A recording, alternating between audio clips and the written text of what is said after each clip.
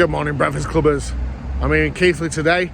I'm at the home of the roast. Yep, that's Toby Carvery apparently. But we're not here to check out the roast today, we're here to check out the breakfast. I must admit, I've never had a Toby Carvery breakfast before, so I'm going in cold, not knowing what to expect. So let's go.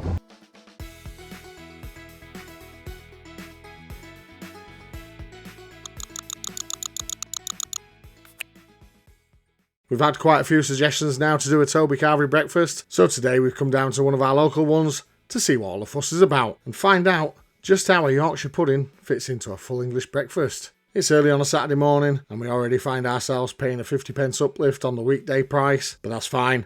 £8.49 for an all-you-can-eat breakfast buffet still sounds like fantastic value. Will we still think that afterwards though? Well, keep watching to find out. Just a quick note here, some ratings are based on an average over both first and second helpings. Yes, I did go back for seconds. And that second plate will be dropping in as bonus footage at the end of this video. So with the meal paid for on entry and our table secured, it's time to head up to the hot counter, grab a plate and serve our own breakfast for a change.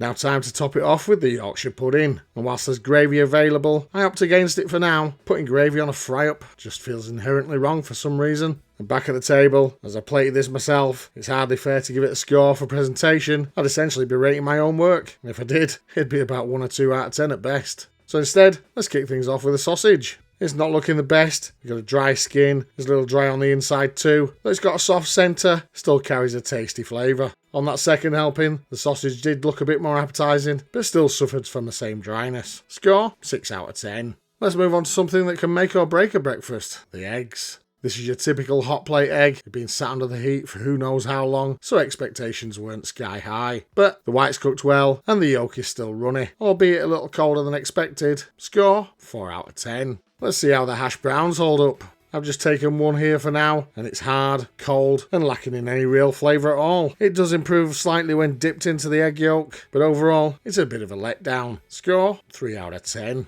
Moving on now, and hopefully the bacon can bring things back to life a bit. And as far as hot plate bacon goes, this isn't too bad at all. Personally, I prefer my bacon a bit more well done, crispier fat, that kind of thing, but this was still tasty, enjoyable bacon, and I did go back for more afterwards. Score, 7 out of 10.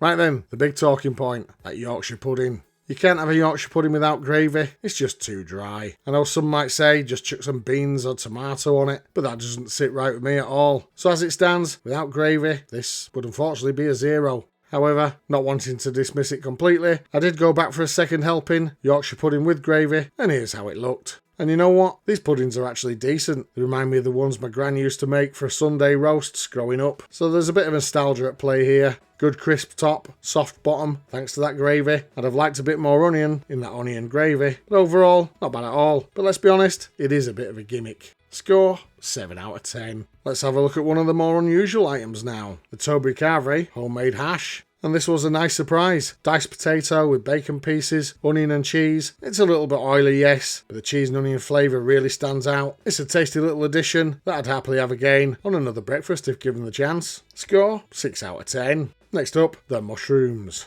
We've got whole mushrooms here with decent texture, but as with most things on this plate, they've cooled down quite quickly. They're lacking in flavour and are a little bit watery. Score, 5 out of 10. Time to face my least favourite part of the breakfast, the tomatoes. You all know now, I'm not the biggest fan, so I grabbed the smallest amount possible. There's more water here than actual tomato flesh, but what there is does taste alright. That said, I won't be going back for more next time. Score, 6 out of 10. Let's move on to something simple now, the beans. Again, they've lost the temperature quickly, and they just don't deliver much in the flavour department either. They're lacking the usual sweetness we like to find. A little disappointing really. Score, 4 out of 10. On to something now that might just save the day, the black pudding. Quite possibly the star of the show here, aside from the Yorkshire pud. Thick and moist inside, with big chunks of pork fat giving it that traditional feel. Tasty, full of sweet savouriness, easily the best item on the plate today. Score, 9 out of 10. And finally, we'll round it off with something simple but essential, the toast. We did save the toast for our second trip to the buffet counter. Here you grab your own bread, white or brown, and pop it in the toaster yourself. After a couple of minutes, it comes out a little pale, but another run through and you're looking at well done, or even burnt. Nothing special once buttered up, but it does the job. You can add jam or marmalade from the counter if you fancy.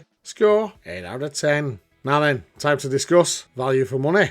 Priced at £7.99 during the week and £8.49 at the weekend, this is good value on paper, especially for an all-you-can-eat buffet. You do start to wonder how they make the money at that price until you look at the drinks. Unlimited refills of tea or coffee at $2.99, and that's the cheapest of the hot drinks. Anything else and you're paying more. So our total did come to £11.48 per person, and forgetting the lack of real quality here, that's still not bad value at all. There were 2 of us here today, and we couldn't quite agree on the score, so we split the difference and went for a score of 7.5 out of 10. Before we tally everything up, let's quickly cover off what's missing. Fried bread isn't on offer, which isn't surprising for a buffet, but it is still a 1 point deduction from the total. So time to crunch the numbers and see how Toby Carvery really stacks up.